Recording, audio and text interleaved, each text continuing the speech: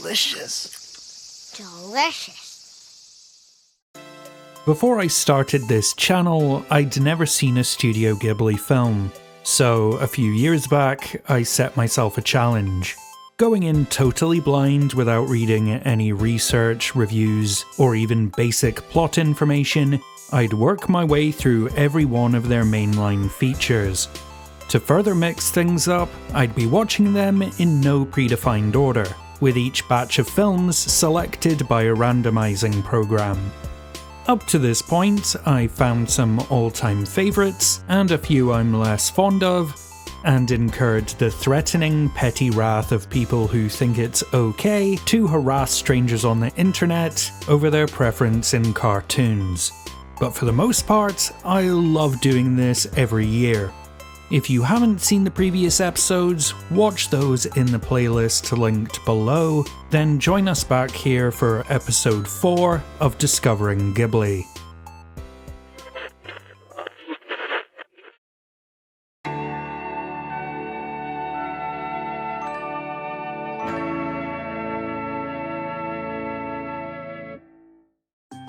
Arrietty and her parents are borrowers, tiny humanoids secretly living in the nooks and crannies of a family home, getting by on the crumbs and cast-offs of their relatively gigantic human co-inhabitors. Everything changes when they're discovered by a young boy.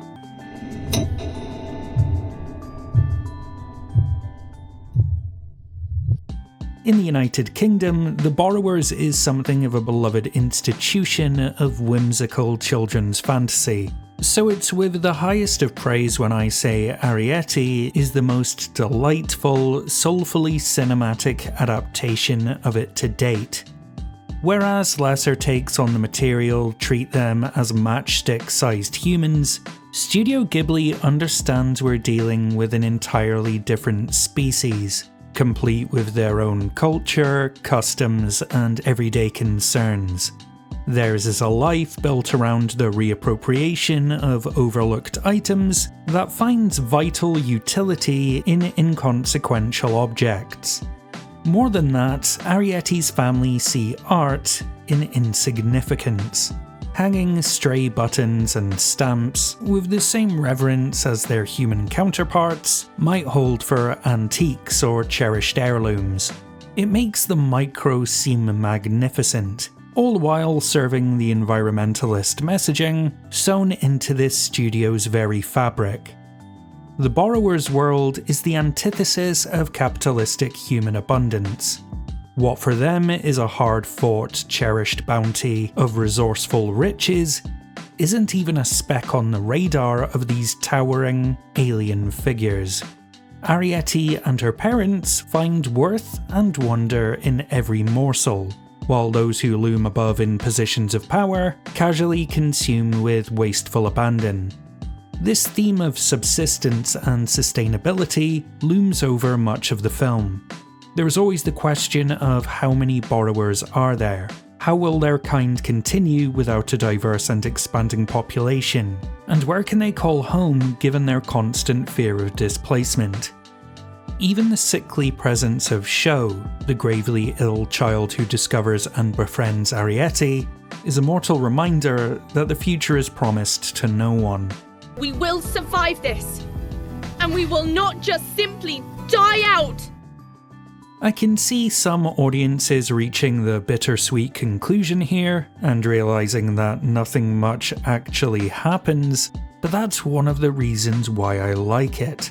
It feels unhurried and amiable, laid back but never listless, a mood that's wonderfully bolstered by its rootsy pop score of Gaelic folk. The only sour note in this otherwise lovely reel is a late-in-the-day introduction of an antagonistic threat. About 2/3 of the way in, Haru the housekeeper somehow intuits the borrower's existence and arbitrarily decides that she wants to evict and exterminate them for seemingly no other reason than she feels like being a massive dick. It's unmotivated and sloppy, but it's not a deal breaker. It just feels like an unnecessary diversion from Arrietty and her kin. Still, The Secret World of Arrietty is a breezy, brilliant take on a well-worn tale, one that takes stock of the little things and finds fantastical awe in the smallest spaces.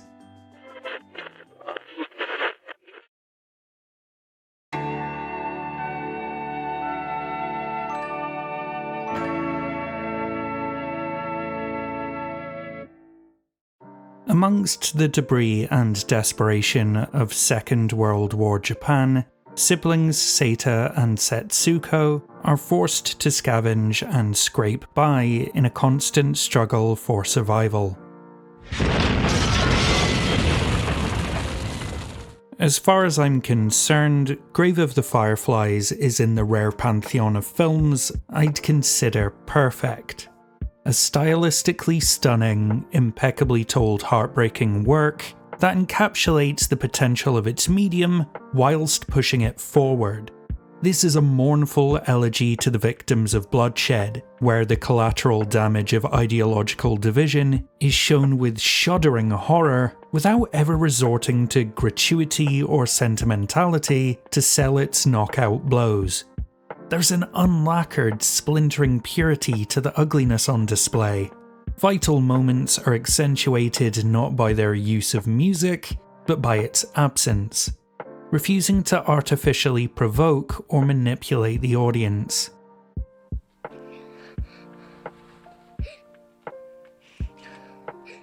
Burn piles of human remains, maggots falling from the skinless body of a young mother, an emaciated child succumbing to starvation. This isn't shock and awe. It's matter-of-fact and honest, in a way that extends to every aspect of the animation.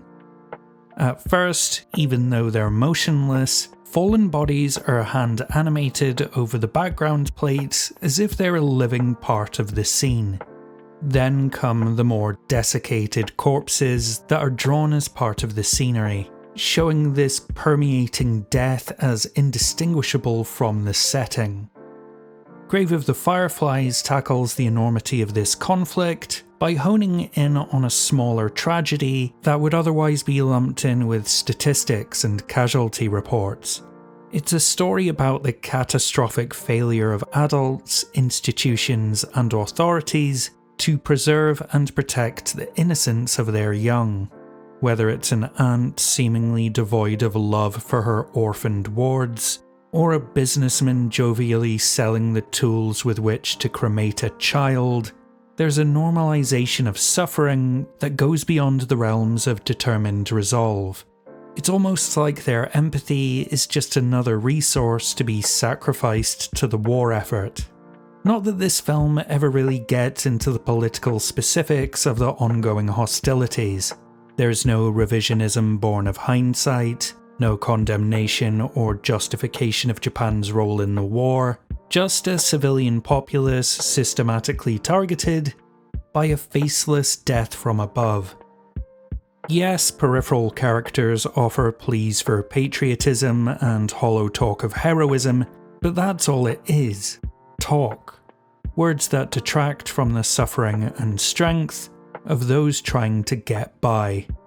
It's left to Seita to try and shield his sister from these terrors, and his valiant efforts here are some of the most profound depictions of love I've ever seen on screen. When reality seeps through and Setsuko acknowledges the death and despair she's grown accustomed to, Seita's reaction is just...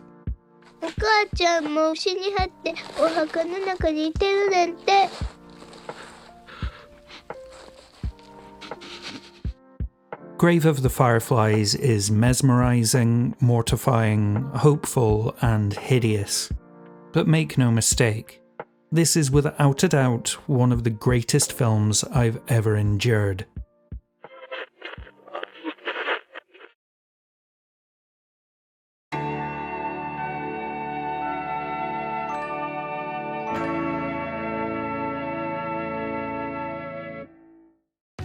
In the post-apocalyptic future of a dying planet, Princess Nausicaa strives to forge peace between two warring nations.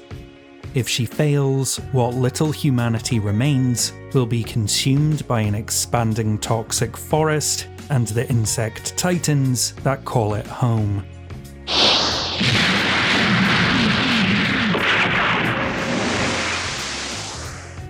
While it technically preceded their official debut by a few years, with time and some canonical compromise, Nausicaa is widely considered Studio Ghibli's opening salvo.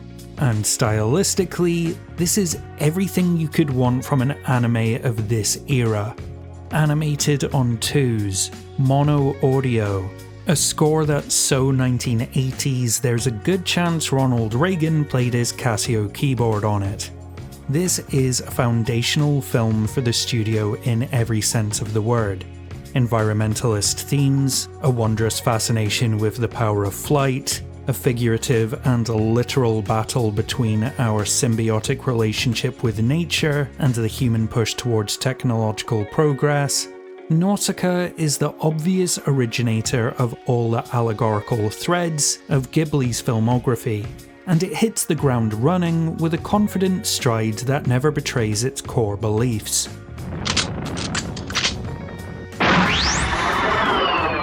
Monstrous beasts of burden and hideous crustaceans aren't mere cannon fodder or daunting abominations. Nausicaa treats them with admiration, dignity, and respect. While more than capable of cutting down rooms of guards or throwing herself against the wind in a high-speed pursuit, this is a warrior princess with a pacifistic perspective on all things. In the one instance in which she acts in blind vengeance against the men who felled her father, her justifiably violent act immediately repulses her.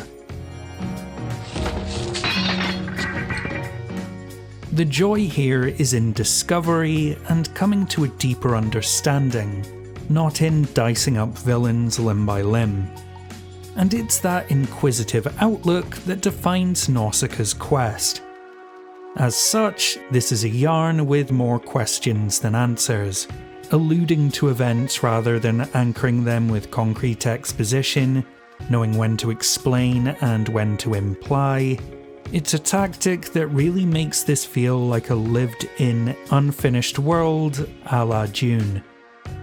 Unfortunately, that same fractured, vague, and esoteric style of storytelling means that the script here can feel a little thin when taken at face value.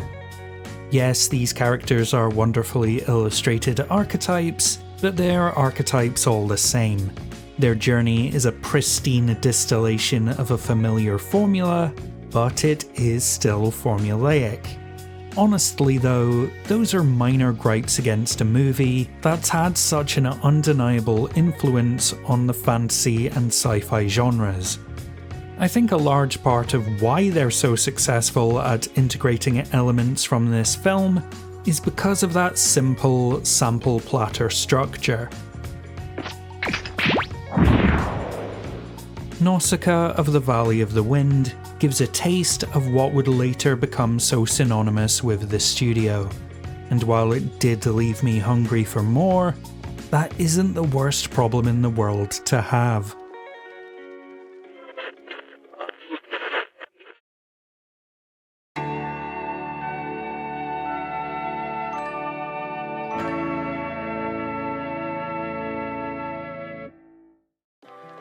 Discovered in a bamboo stalk and raised by a woodsman and his wife, the mystical Kaguya soon grows into a princess of great wealth and mythical appearance. As suitors from throughout the kingdom vie for her affections, Kaguya longs to return to a life of simplicity and self-determination. Talking about the beauty of a Studio Ghibli production may seem old hat at this point, but the illustration of Princess Kaguya is a near miracle of how to fold peerless artistic form into meaningful narrative function. There's so much personality and aplomb to every moment of this. From the roly-poly weirdness of babies that's both adorable and accurate, to the jubilation of swirling movement, this is a certifiable example of a feature in which every frame is truly a painting. Even so, it would be for nothing if it wasn't for the meaning instilled in every graphite flick, charcoal stroke, and tasteful brush of watercolour. This is ultimately a feminist text that shuns superficiality and objectification for aspirational autonomy, and the art here reflects that. At her most content and carefree, Kaguya's world is one of simple lines and sparse but charming colours. When paired with the messy, spontaneous expression of her motions, it all echoes the humble essence of her grace and freedom. Conversely, when she's torn from her uncomplicated life and thrust into decadent pomp and gaudy privilege, the colours and composition become bolder and busier, but lack the texture and warmth of Kaguya's rural home. Her days become patterned by vertical prison bar stripes and the constricting horizontal lines of a cage. No longer dancing, she sits stone-faced in a defeated stillness. While Ghibli is consistently adept at making movies that work on different but equally satisfying levels for kids and adults, there is a definite maturity to this material that leans into a more grown-up direction. In their attempt to woo the princess, one suitor is horribly killed, the emperor all but threatens to kidnap and rape her, and Kaguya's unrequited love vividly dreams of abandoning his wife and infant child to run away with her. For what is ostensibly based on a 1,000-year-old fable, this is a decidedly modern look at how the wants of men so often serve to extinguish the needs of women. One that examines objectification, social stratification, and the dangers of living vicariously through your children. While that may seem a little heavy going for the young'uns, as is the slow pace, elongated runtime, and surreal downer of an ending, I came away from the tale of Princess Kaguya spellbound and stunned. And with that comes the end of Discovering Ghibli Episode 4. We've still got a few films left to go, so be sure to stick around for our final installment, coming soon-ish. A chubby little cat for our Patreon producers Jennifer C, Claire MD, Becky O, Jay Carr, Scared Confusion, and Nicholas Slayer Revere, and a big old box of anime for these amazing folks who support the channel over on Patreon.